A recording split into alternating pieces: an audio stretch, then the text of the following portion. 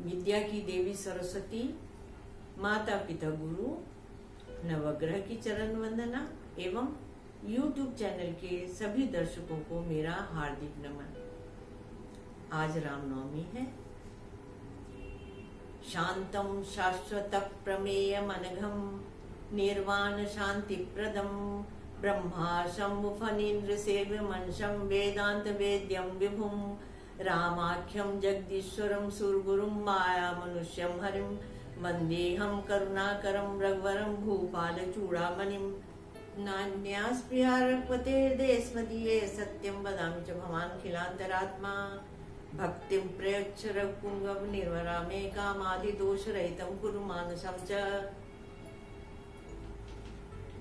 रामचंद्र जी, जिनके लिए मैथिली शरण गुप्त ने साकेत में कहा है, राम तुम्हारा चरित महाकाव्य है, कोई भी कवि बन जाए सहज संभाव्य है। आप रामचंद्र जी की महत्ता के लिए क्या जानते हैं कि क्यों उनको भूपाल चूड़ामणिम कहा गया, राजाओं में सर्वश्रेष्ठ क्यों कहा गया? वो इसलिए कि राजा का राज करना और राजा का प्रजा के दिल में रहना, ये सबसे बड़ी बात है जिन्होंने कि रामचंद्र जी को इतना प्रमुख स्थान दिया। जन जन के हित के लिए लोग उनको जानते हैं। उन्होंने कभी किसी से भेदभाव नहीं किया। आदिवासी, भील, वानर, गीध, गिलहरी, कीट, पतंग, पेड़ पौधे सबको वो साथ लेकर के चले।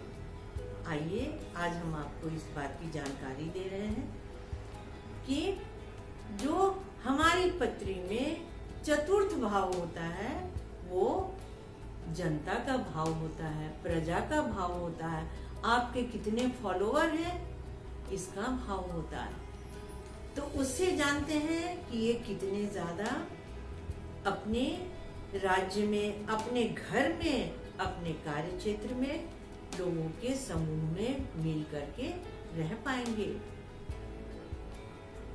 और एक बात, गिरा अर्थ जल बीच सम कहियत भिन्न न भिन्न बंदो सीता राम पद जिन्हें परम प्रिय खिन्न। जो अति दीन है, इतने दुखी हैं, सबको साथ लेकर के चलना।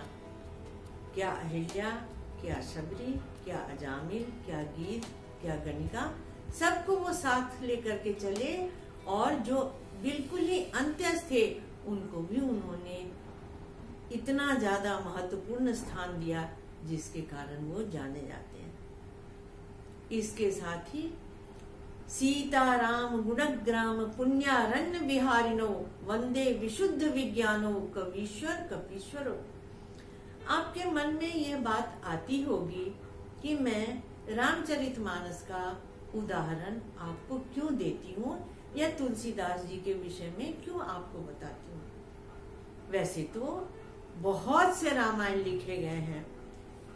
आदि कवि वाल्मीकि ने भी लिखा, लेकिन वाल्मीकि की वंदना करने से पहले उन्होंने विज्ञान की वंदना की। वंदे विशुद्ध विज्ञानो, तब कवीश्वरो, कवीश्वर अर्थात वाल्मीकि और कपीश्वर अर्थात हनुमान जी।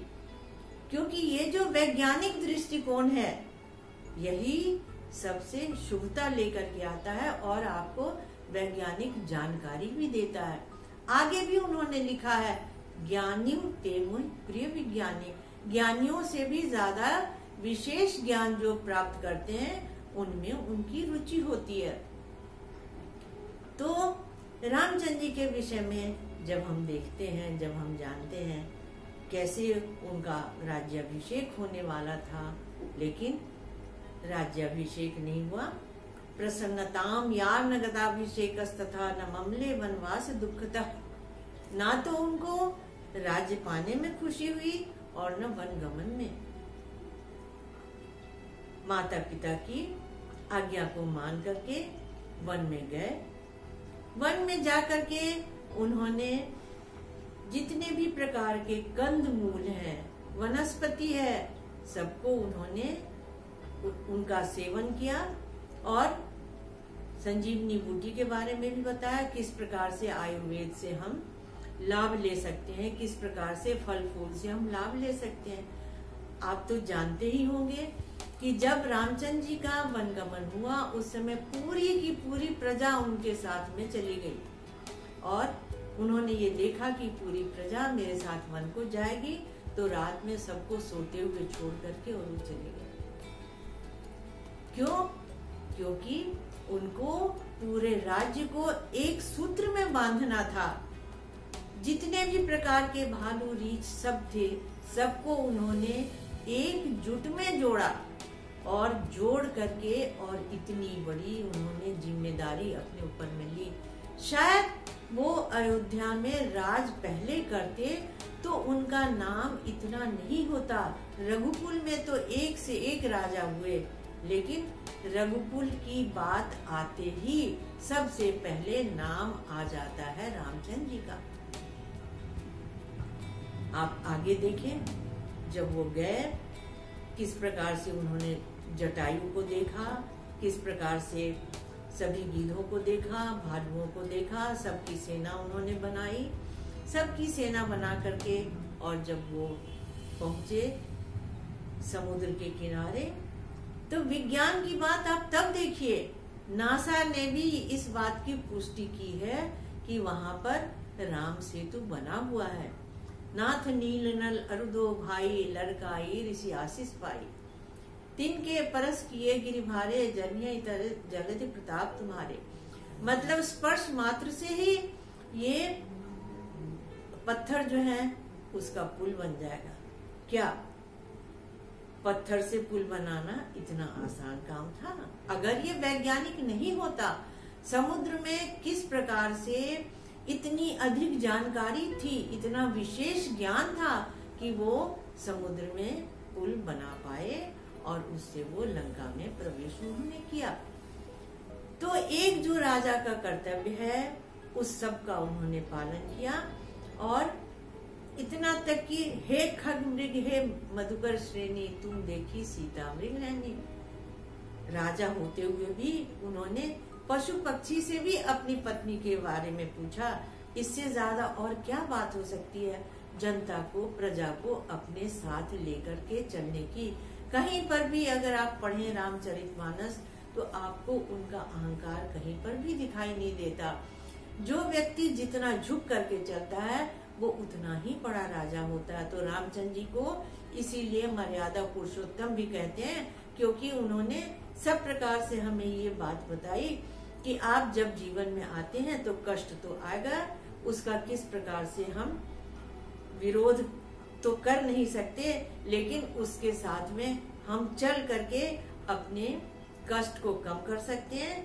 नंगे पैर वो चले, प्रजा में इतने प्रतिष्ठित हुए और आगे भी जाकर के जो अभी भी राम राज्य की परिकल्पना वही है कि जहाँ पे सभी सुखी हों, सब दैहिक दैविक भौतिक तापा तीनों ही ताप से जो है लोग अलग रहें और सब प्रकार से मंगलमय जीवन हो सबका। इसलिए राम की इतनी विशेषता कही गई।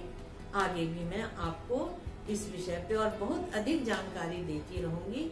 कभी कभी किसी विषय में आप जानना चाहते हैं तो मुझसे जरूर पूछें और ये ध्यान रहे कि व्यक्तिगत प्रश्न न हो, सारी शंकाओं का समाधान मैं करूंगी।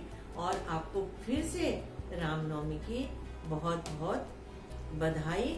और आप अपने जीवन में, हम अपने जीवन में जब रामचंद्र जी का अनुकरण करते हैं तो सबके साथ चलने की जो बात होती है उससे ही हमें बहुत खुशी प्राप्त होती है। मेरा नमस्कार स्वीकार करें।